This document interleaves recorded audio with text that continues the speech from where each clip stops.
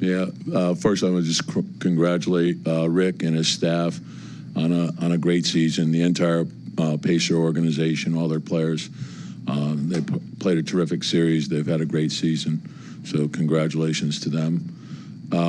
Yeah, we didn't close the half well, so I thought right before the half, that when they sort of had that spurt, that's also set the tone to start the third, and they got into the open floor, and that was a problem. So it was hard to make up the ground. Yeah. So, and again, some of it was our own doing. Some of it was their ball pressure, and it also put them into the open floor. And so that I felt that was a big problem. Tom, what is the message to the team after a game like this, after the run you guys have had in the postseason? Yeah, I think, and again, there's disappointment because you fall short of what your goal is, right? And in the end, there's only going to be one team that achieves the goal. And so I think the challenge for us is to look at it for what it is. And it's, we finished in the top three, but we're falling short of the ultimate goal.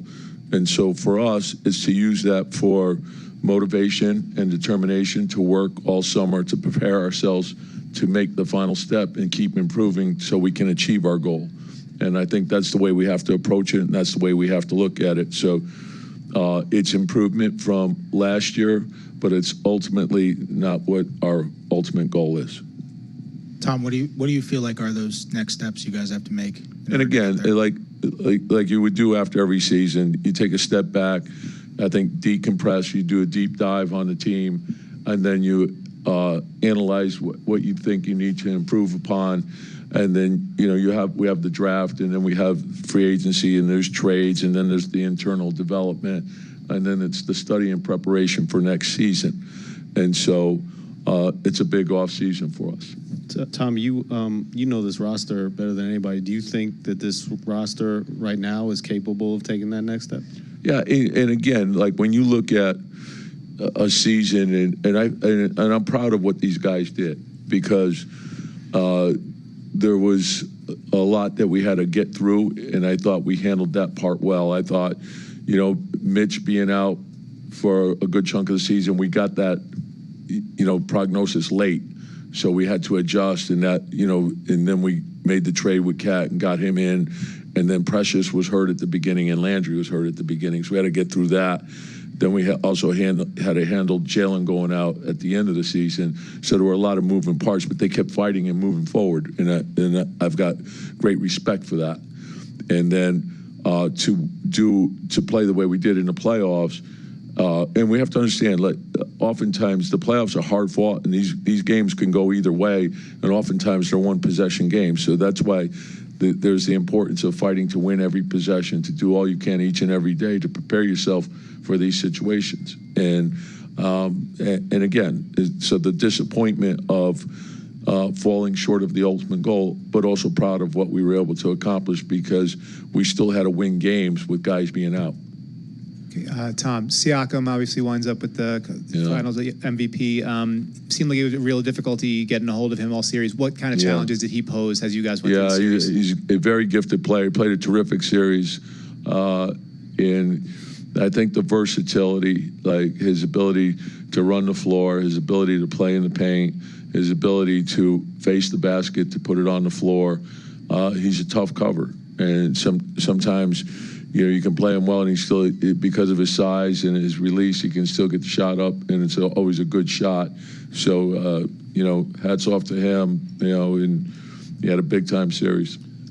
Tom, I know you, a couple times throughout this run, you've made the point to say this is why you guys kind of browbeat the idea of the minutes and pulling guys and when you pull guys, but the game isn't over till it's over.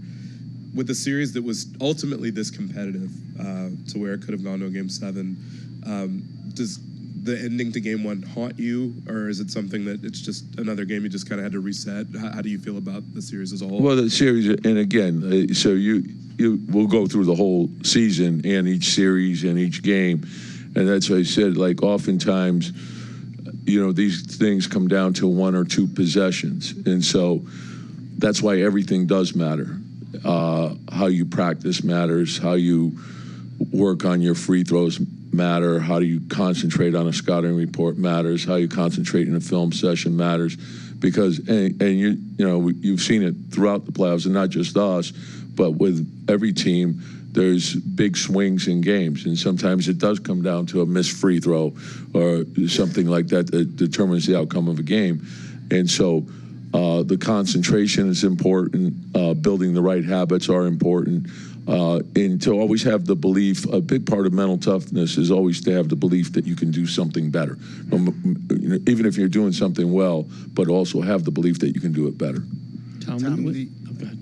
Tom, you went to Landry and DeLon in Game 3. I just was wondering, what was it about that point in the series or season that led you to go there? And again, what you guys don't understand is Landry was in the rotation, right? And when the Boston series, Boston played 8.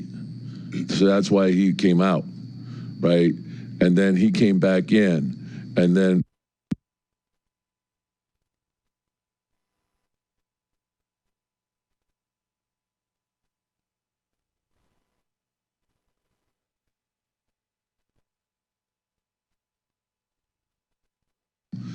so that's basically what we did. But the only guy that was really at it, but when we played in Detroit, Landry was in the rotation.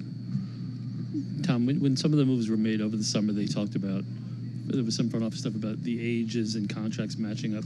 Do you see this? Can you step back now and see that this is year 1 of something and a first step? Yeah, and again, you look at your team, and I think you analyze what the strengths and weaknesses of the team are, and then you're always thinking about improvement. Okay, how do we improve what we have? And I think you always start with the internal improvement, right? And then, of course, you have the order of the draft, free agency, and of course all the trade possibilities. So Leon and his staff they're always, there's a lot of talk that always goes on, and they analyze whether something makes sense and can improve our team. But we're not just going to do something to do something. It has to make sense, and we have to feel that it does improve the team. Tom, your defensive shortcomings in this series, was that just them? Was that maybe you didn't have the personnel to deal with them? No, and again, it's like in everything, they're an offensive team. There were stretches where we played very good defense and stretches where we didn't. And again, I think once you dig into it and you look at, was it our defense or was it the turnovers? And so I think probably a combination of both. And we'll continue to look at things to make improvements.